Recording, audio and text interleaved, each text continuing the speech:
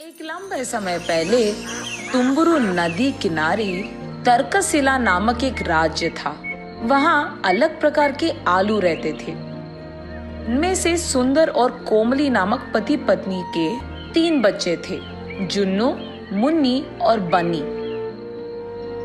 एक दिन बन्नी उसकी बड़ी बहन मुन्नी के पास जाकर, दीदी, कल रात जोर से बारिश आई थी ना, बहुत सारा पानी भी आया। वो पानी कहाँ चला गया? ये सुनकर मुन्नी, अरे बाप रे, इसने शुरू कर दिया इसके उटपटांग सवाल। और क्योंकि वो उसका जवाब नहीं दे पाई, हाँ माँ, अभी आई, कहकर चली जाती है। तब बन्नी जुन्नू के पास जाकर, भैया, वो कल रात करके वही सवाल पूछता है। तब जुन्नू, अरे इतना आसान सा सवाल, कुछ नहीं बनी, वो सारा पानी धरती के अंदर चले जाता है। तो फिर धरती के अंदर बहुत सारा पानी है क्या? हाँ, हम जो भी पानी हर रोज उपयोग करते हैं वो सब धरती में ही रहता है। ओह, तो फिर एक दिन क्या धरती पानी से भरकर बलून की तरह फट जाएगा क्या? ऐसा नहीं फटता है, हमारा धरती बहुत मजबूत और ताकतवर है। जितना भी मजबूत क्यों ना हो, एक ना एक दिन तो उसे फटना ही होगा ना। अरे रे, हमारे धरती का आसमान से एक कनेक्शन होता है। जब भी धरती पे पानी बहुत ज्यादा हो जाता है ना, वो आसमान के बादलों में भरकर बारिश की तरह बरसता है। ओह, ये है बात। ये तो बहुत प्यारा सेटिंग है। वो जुन्नू की तरह उस प्रश्न से नहीं भागता है। उसके बजाय उसको अच्छे से उसकी भाषा में समझाकर उसके छोटे भाई का बहुत अच्छा ख्याल रखता है। बन्नी का उम्र सबसे भले ही कम क्यों ना हो, वो सबसे ज्यादा तेज था। वो अपने भाई जुन्नू और बहन मुन्नी से हमेशा कोई ना कोई सवाल पूछते ही रहता था। इन तीनों का ख्याल रखते रखते माँ बाप सुंदर और कोमली कभी कभी थक जाते थे, लेकिन उन तीनों को साथ में खेलते देख वो बहुत खुश होते थे।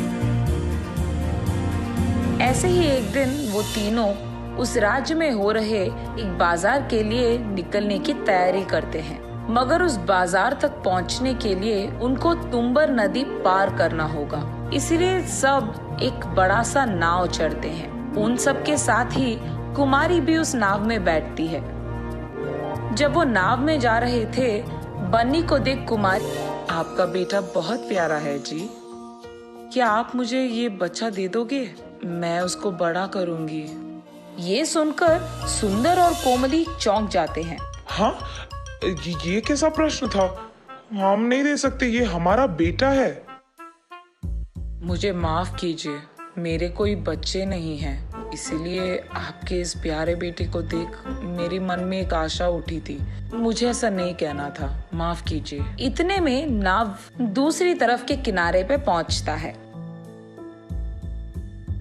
तब सुंदर और कोमली उनके अपने बच्चों को लेकर बाजार जाते हैं। सारे चीजों को खरीदने के बाद अचानक बन्नी दिखाई नहीं देता है और वो चारों बहुत परेशान होते हैं। उनके परिवार में एक एक सदस्य एक एक दिशा में जाकर बन्नी को ढूंढने लगते हैं, लेकिन बन्नी कहीं नहीं दिखाई देता है।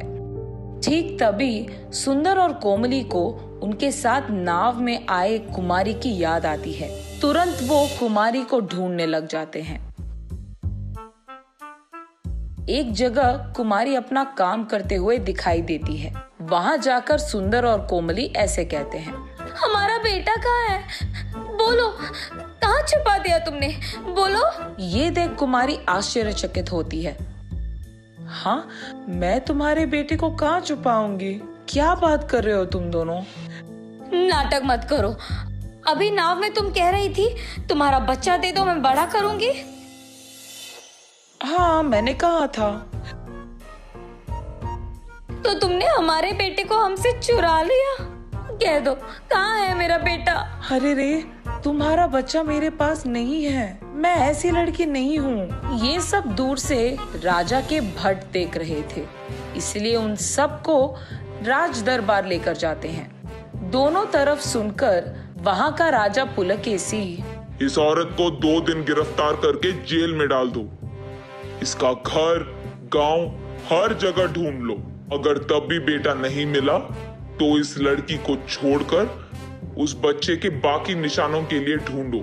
इस सब के दौरान 2 सैनिक बनी को लेकर वही राज दरबार में आते हैं। राजा, ये बच्चा नदी में डूब रहा था, तब कुछ लोग इसको बचाकर हमारे पास लेकर आए। बन्नी को देख उसके माँ बाप बहुत बहुत खुश होते हैं। सुंदर, कोमली, जुन्नू, मुन्नी सब बन्नी के पास पहुंचते हैं। तब सुंदरी, देखा प्रभु आपने, मैंने कोई गलती नहीं की, मुझ पे झूठा इल्जाम लगाया गया था। तब राजा, उस बच्चे को इधर लेकर आओ। तब सैनिक बन्नी को राजा के पास लेकर जाते हैं। बेटा बन्नी, माँ बाप को छोड़कर तुम कहाँ गए? तुम नदी तक क्यों गए? हाँ, मैं नाव के नीचे मौजूद उस बड़े इंसान को देखने गया। भोलेपन से। हाँ, वो बड़ा सा आदमी नाव के नीचे था। नाव के नीचे बड़ा सा आदमी क्यों होगा बेटा? किसने कहा तुमसे ये? हुआ ये था कि जब सभी नाव में बैठकर नदी के उस किनारे तक जा रहे थे, तब सुंदर और कोमली कुमारी के साथ बात कर रहे थे। ठीक उसी समय में बन्नी उसके भैया, नाव ऐसे अपने आप कैसे जा रहा है, और वो भी इतने तेजी से? नाव के नीचे एक बड़ा सा आदमी है, वो ही हमें तेजी से लेकर जाता है। वो नाव को अपने सिर पे लगाकर हमको नदी के किनारे लेकर जाता है, इसलिए नाव डूबे बिना एक किनारे से दूसरे किनारे तक जाती है। इसी कारण बन्नी उस बड़े से आदमी को देखने नदी के किनारे गया था और उसी कोशिश में वो डूब भी गया था, और ठीक तभी कुछ लोग उसे बचा लिए थे। तब ये बात सबको समझ आती है